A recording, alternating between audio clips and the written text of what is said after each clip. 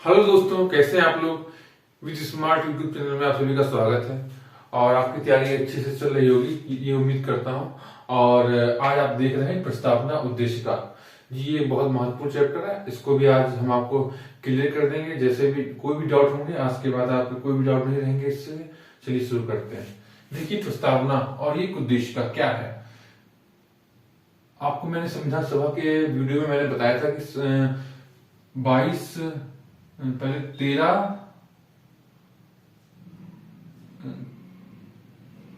13 दिसंबर 1946 को जवाहरलाल नेहरू द्वारा उद्देश्य प्रस्ताव पेश किया गया था संविधान सभा में। और 22 दिसंबर 1947 को उद्देश्य प्रस्ताव पास हो गया था। ठीक है, उसके बाद ये तो हमारा हो गया संविधान की मतलब उद्देश्य का क्यों कहा जाता, प्रस्तावना क्यों कहा जाता है, क्योंकि ये पेश जब रखा गया था तो उद्देश्य प्रस्ताव के रूप में रखा गया था, इसीलिए उसको उद्देश्य का भी कहते हैं। उसके बाद एक क्वेश्चन आता है 42वें संविधान संशोधन द्वारा हमारे ये प्रस्तावना है, इसमें 3 शब्द जोड़े गए थे, उसको आपको याद करना है। 42वां संविधान संशोधन कब हुआ था? 1976 को। इसमें कौन से शब्द 3 शब्द जोड़े गए थे उसकी आप पी से एक याद कर लीजिए, जैसे SPA। ठीक है, SPA। इससे क्या हो जाएगा? इससे आपका हो जाएगा समाजवादी।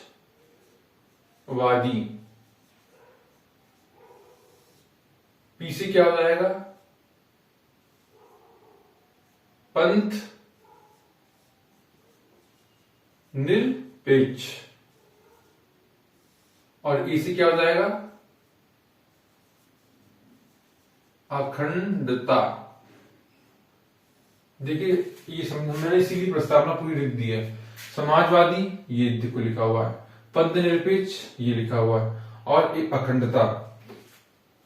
अखंडता कहां पे लिखा हुआ? ये 3 शब्द जो हैं 42वें संविधान संशोधन 1976 द्वारा ये 3 शब्द आपके जोड़े गए थे। ये तो हो गया संविधान का क्या जोड़ा गया था। अब हम आपको बताते हैं संविधान की जो प्रस्तावना की जो भाषा है वो कहां से ली गई है और एक विचार कहां से लिए गए हैं। जो अगर भाषा की बात करते हैं तो संविधान की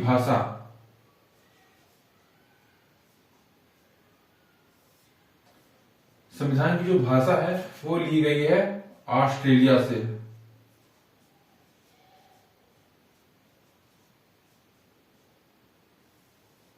कहां से? ऑस्ट्रेलिया से।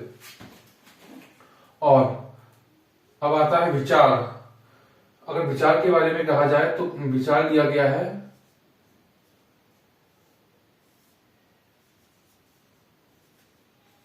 अमेरिका के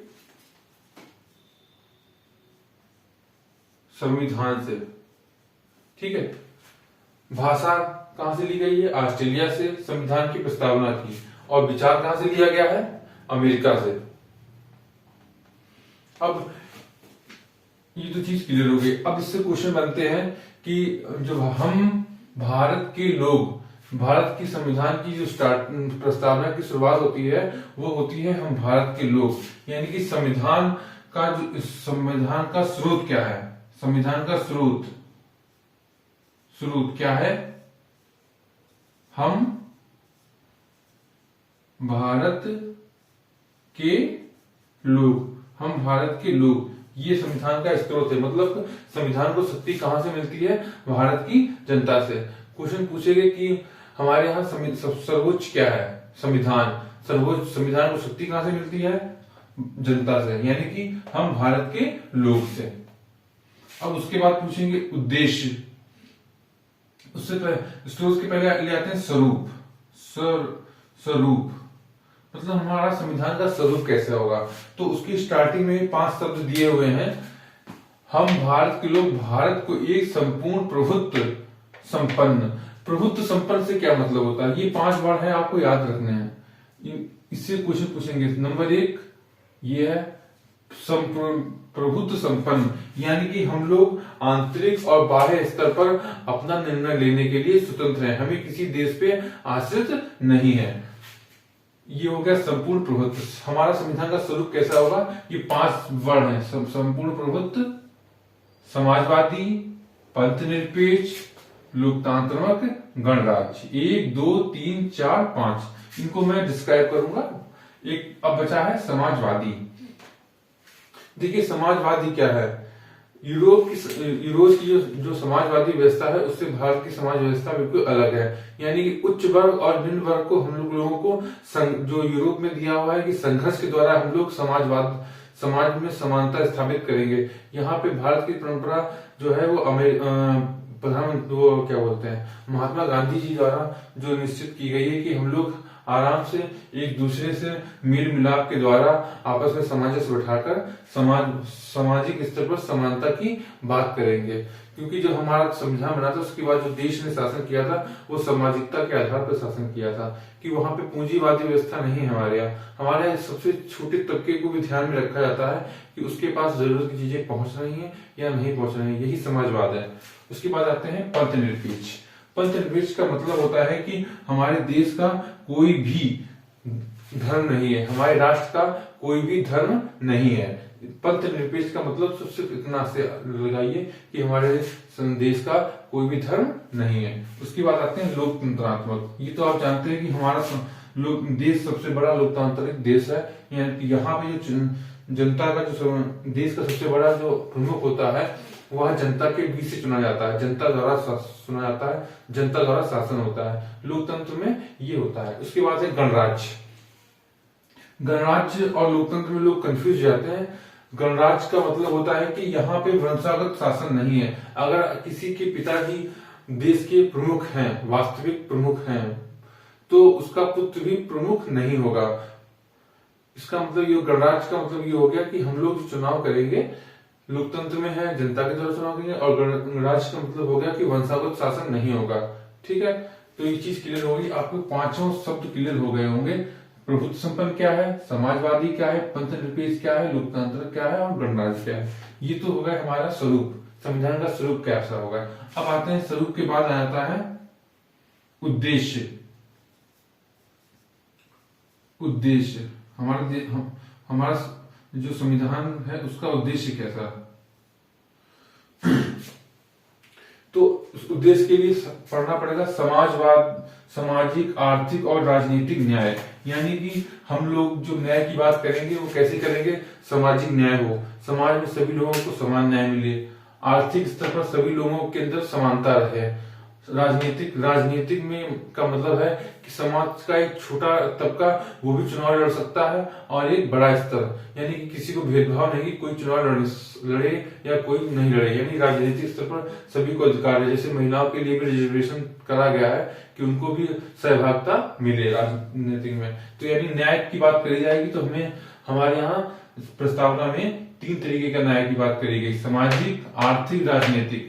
अगर क्वेश्चन पूछ देंगे तो कि किस तरीके की न्याय की बात की गई तो उसमें 4 ऑप्शन दे देंगे, सामाजिक, आर्थिक, राजनीतिक और धार्मिक। तो हम लोगों को उसमें से धार्मिक को टिक मार देंगे कि उसमें धार्मिक आधार पे न्याय की बात नहीं कही गई है। उसके बाद आ जाते हैं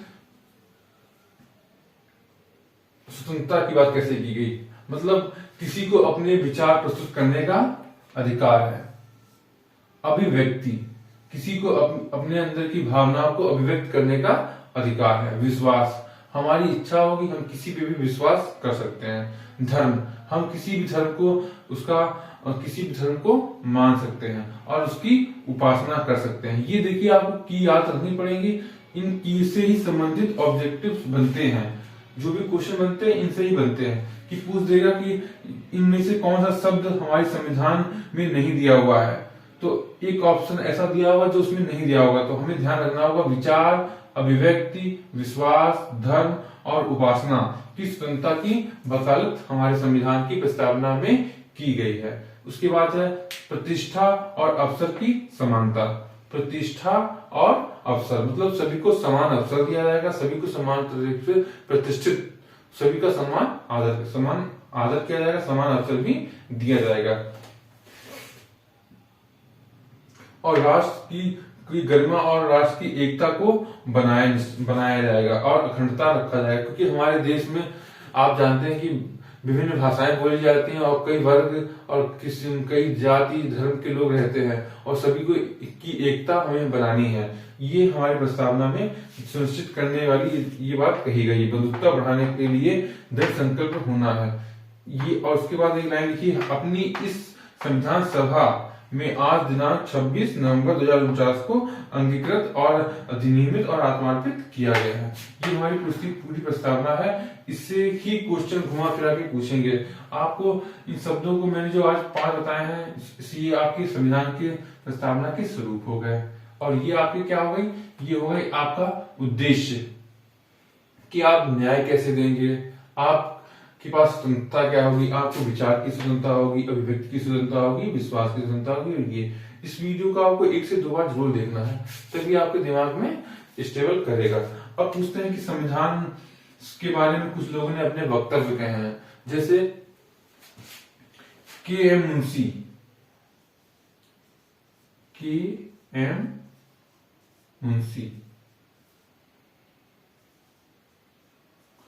मुंशी ने प्रस्तावना को क्या कहा है,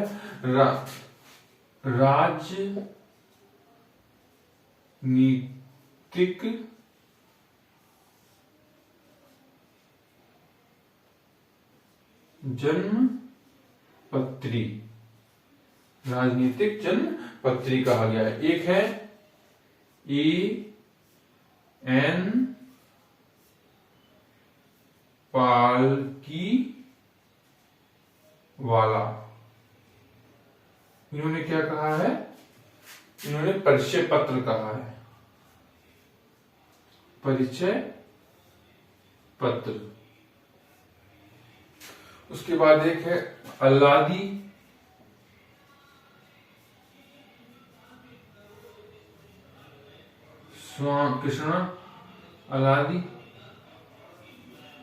कृष्णा स्वामी अय्यर, इन्होंने क्या कहा है, दीर्घकालिक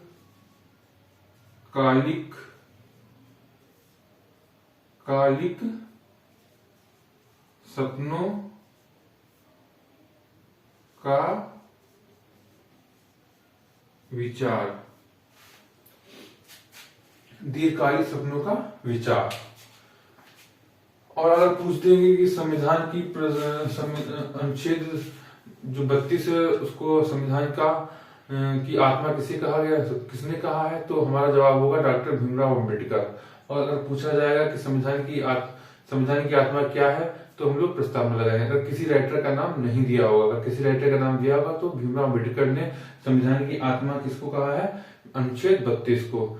और जो अन्य लोग हैं उन्होंने संविधान की जो आत्मा है वो कहा है, प्रस्तावना को। यानी कि अगर क्वेश्चन पूछेंगे तो आप कंफ्यूज नहीं होंगे। उसके बाद ये हो गया। अब हम बताते हैं 2 केस लड़े गए थे। एक तो था 1960 में इनरी बेरुवारी केस में कहा गया था कि संविधान की प्रस्तावना जो है वह संविधान का अंग नहीं है। संविधान की जो प्रस्तावना है वो संविधान का अंग नहीं है। उससे पूरे 13 वर्ष बाद 1973